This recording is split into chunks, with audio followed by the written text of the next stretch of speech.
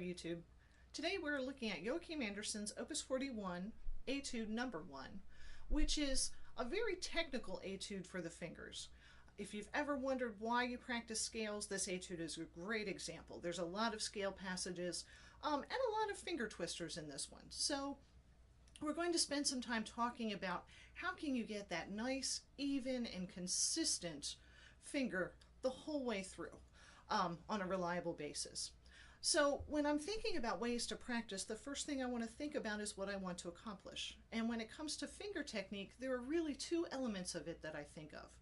The first one is a common thing for us to think of. We think about the ability to move our fingers quickly enough from one note to another to get there in time. That's the element that we're most concerned about as flute players, is make it faster, make it faster, make it faster. However, there's another element to playing accurate and predictable technique, and that is allowing those fingers to have the discipline to actually wait until it's really time, so that they don't get there too quickly. And when you have a balance of those two elements of technique, then you're going to find that suddenly those difficult 16th note passages suddenly become a lot more even and a lot more predictable, so that you play them correctly, not only in the practice room, but also during your auditions and during your performances, which is what we want. So let's get to it. To start with, the favorite rhythm that I use to start is a swing pattern, which of course is long, short, long, short, long, short, long.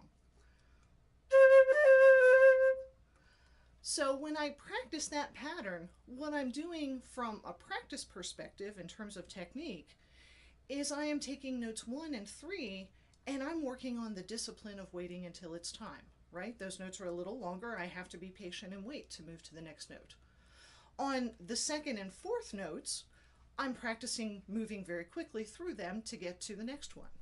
So I've kind of separated out those two elements of technique and I've assigned them to various notes. And it sounds like this.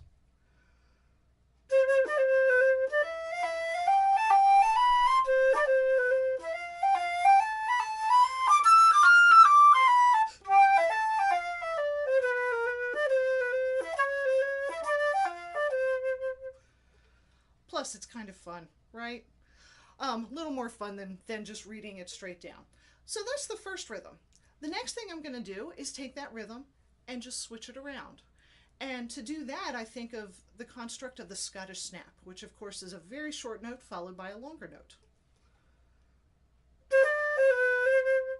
So here I'm doing the opposite of what I was doing when I practiced swing style, right?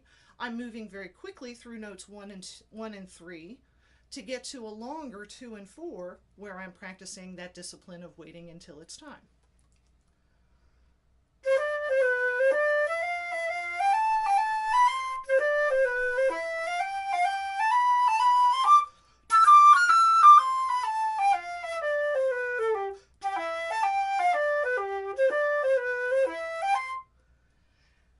So I usually find that when I'm comparing those two rhythms, often one is a little more tricky than the other. Usually it's that Scottish snap. That's a little less comfortable for us. So you're probably going to want to take a little bit more time on that one than you are with the swing. But be sure to practice them both.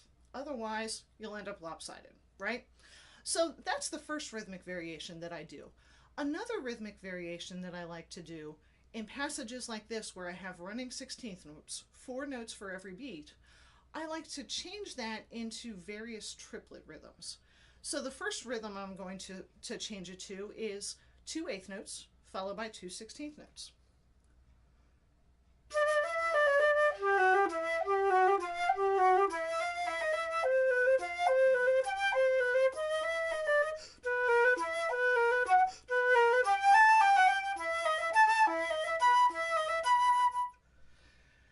And you can hear that takes the same idea of practicing some notes quickly and some notes spending a little bit more time and practicing that discipline. That just sort of rearranges that idea into a different pattern. Then I can take that triplet idea and just move those 16th notes around. So now instead of having them at the end, we're going to start with the 16th notes and end with 2 8th notes.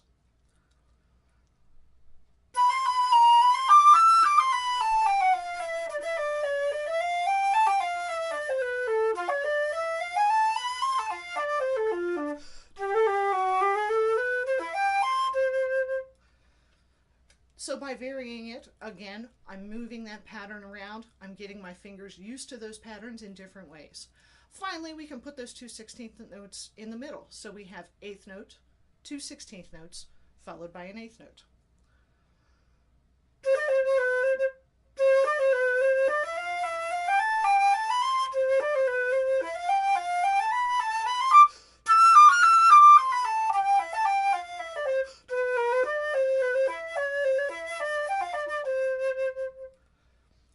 So by the time you've gone through using all of those rhythms, your fingers should be very well practiced in both the discipline of waiting until it's time to move and also in the practice of moving quickly enough to the next note, so that when you play it as written, you have a nice, smooth, even, and predictable technique. So take that home. Hopefully you have some good things to work on. Let me know how it goes in the comments, and I encourage you to subscribe so that you can see the next video that comes out. Thanks for watching.